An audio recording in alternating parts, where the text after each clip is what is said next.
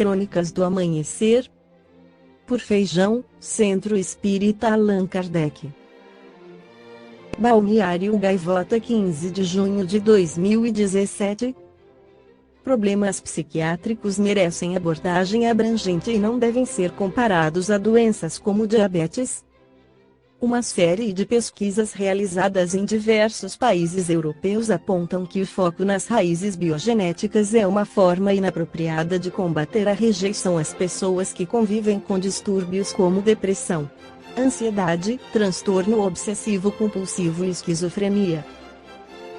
Ou seja, ao contrário do que defende a mídia, a forma reducionista essas questões vêm sido tratadas pela medicina explicadas como doenças provocadas por desequilíbrios químicos que podem ser corrigidos com medicação aumenta o estigma dos problemas mentais.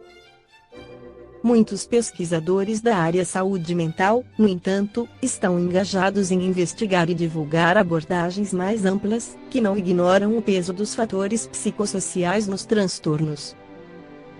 Recentemente, dezenas de profissionais da área da psicologia redigiram uma carta aberta à BBC, criticando a abordagem exclusivamente biogenética utilizada pela emissora inglesa em uma série de documentários sobre saúde mental, que formaram o programa Intemind.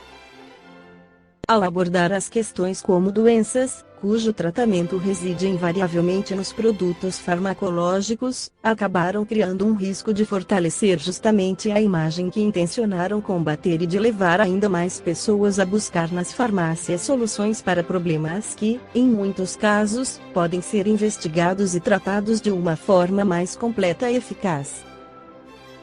Segundo o documento, os programas ignoraram completamente os debates acerca da influência do meio no aparecimento dos sintomas, alegando que são necessariamente e unicamente manifestações biológicas. Afinal, segundo os autores da carta protesto, apesar dos avanços da neurociência, ainda hoje não existem marcadores biológicos para os distúrbios citados, motivo pelo qual há sempre tanta controvérsia com relação aos diagnósticos psiquiátricos. Uma das consequências dessa visão reducionista dos problemas mentais está no papel que representam os fármacos, que dessa forma se transformam nos protagonistas de qualquer episódio psiquiátrico. Ao reduzir os problemas a uma determinada combinação genética e a uma química desajustada no cérebro, tira-se do paciente qualquer motivação de alterar as condições do meio de recondicionar o próprio cérebro, que vem se mostrando possível até em casos de desordens mentais mais severas. Não se trata de um manifesto contra a medicação, que em alguns casos é necessária e eficaz, mas uma forma de abrir as possibilidades para se lidar com os sintomas. Seus programas não apresentam equilíbrio entre histórias de pessoas que estão resignadas a viver com o que elas mesmas consideram doença e aquelas que encontram outras formas além ou alternativas ao medicamento de conviver com experiências difíceis ou até de superá-las, escreveu a equipe à emissora inglesa. Exemplos de sucesso, apesar de ignorados pela mídia e vistos como alternativas pela medicina psiquiátrica tradicional, não faltam para provar que, assim como pode ser determinante para o aparecimento dos sintomas, o meio e circunstâncias psicossociais são fundamentais na superação das dificuldades. Um dos maiores casos de sucesso nasceu na década de 80, no interior da Finlândia, em uma região que sofria com um dos maiores índices de esquizofrenia da Europa. Hoje, profissionais de Nova York e vários outros países europeus que representam a abordagem chamada Open Dialogue colecionam histórias de sucesso na recuperação dos mais severos casos de psicoses. Estudos que acompanharam durante 30 anos casos de esquizofrenia na Finlândia apontam a impressionante incidência de 74% de retorno à vida produtiva entre os pacientes tratados com surtos psicóticos por meio desse método. Na Inglaterra, onde assim como no Brasil e Estados Unidos, os antipsicóticos são o principal quando não o único meio de tratar esses pacientes, o mesmo índice está em 9%, segundo dados divulgados pelo jornal Independente. O tratamento oferecido pelo Open Dialogue não exclui o fármaco, mas o desloca para segundo plano, sendo inclusive dispensado em muitos casos. Tem como princípio o atendimento intensivo, sendo o primeiro encontro preferivelmente dentro de 24 horas depois da crise, sempre em casa ou em um local da escolha do paciente. Bem diferente do atendimento psiquiátrico padrão no Brasil, onde se consegue por motivos de agenda médica, limitações do plano e do SUS ou financeiras agendar uma única consulta mensal com o médico, que vai analisar, sobretudo, o efeito da medicação. A base da abordagem está, como o próprio nome sugere, no diálogo que necessariamente envolve a família ou as pessoas mais próprias do paciente.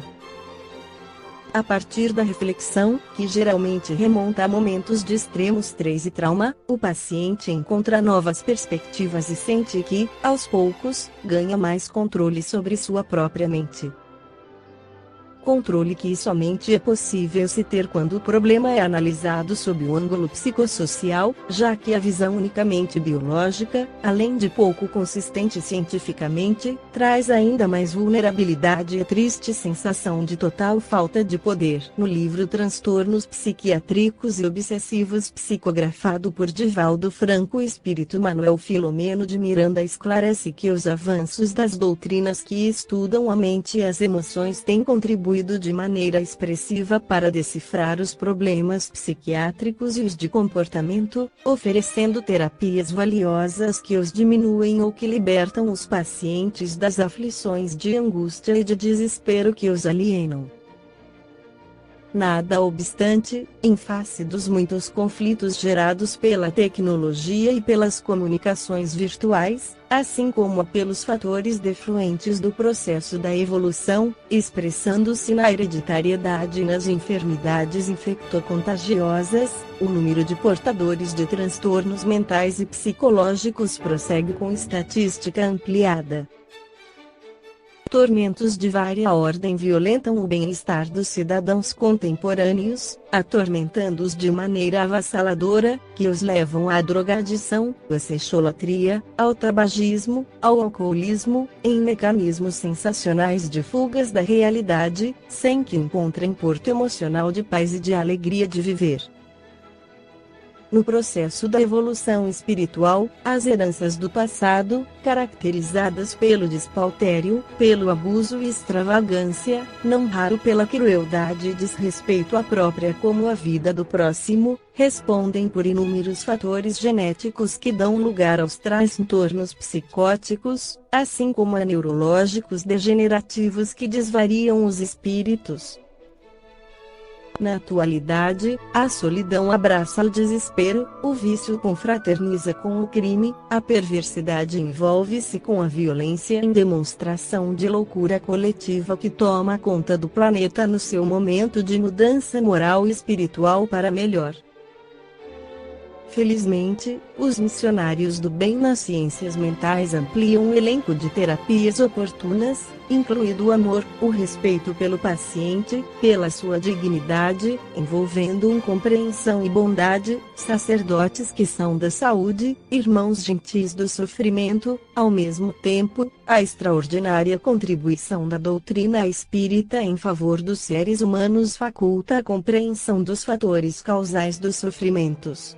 particularmente das problemáticas mentais, emocionais e comportamentais, esclarecendo quem é o enfermo, as razões por que se encontra em padecimento, assim como as interferências dos parceiros de ontem, ora revoltados e transformados em inimigos em acerbas lutas de vingança e odiosidade, unindo-se as duas doutrinas, a da mente e a espiritual, muito mais fácil torna-se entender o doente e a doença, compreendendo-se que essa última somente existe por causa do primeiro ser delinquente. Aprofundando-se a sonda da investigação dos problemas humanos no cerne do ser, encontra-se a vida exuberante em longa jornada de renascimentos nem sempre felizes, que deram lugar às ocorrências da atualidade.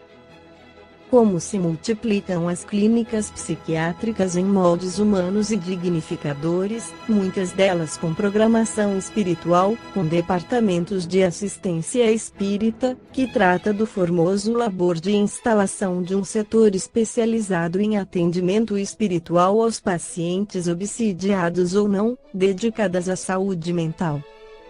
Esta foi a crônica do amanhecer de 15 de junho, por Feijão.